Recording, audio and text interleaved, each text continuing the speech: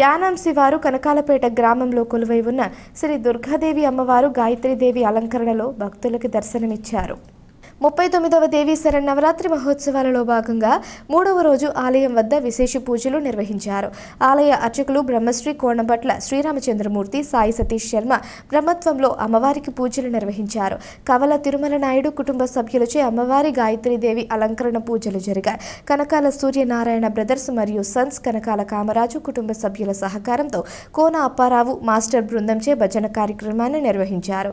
ఈ కార్యక్రమంలో శ్రీ దుర్గాదేవి అభయాంజనేయ స్వామి ఆలయ committee president Kanakala Krishna, committee ప్రతినిధులు, గ్రామ పెద్దలు, యువత పాల్గొన్నారు.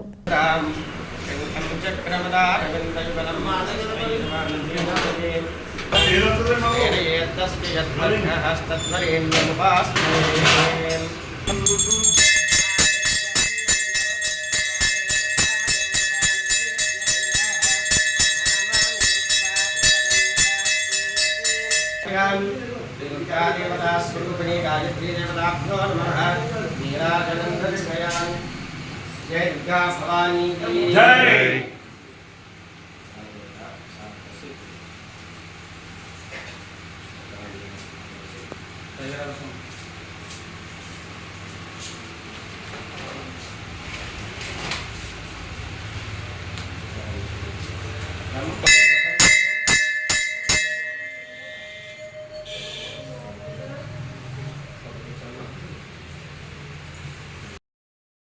అమ్మవారి గాయత్రీదేవి స్వరూపంతో భక్తులకి దర్శనమిస్తుంది.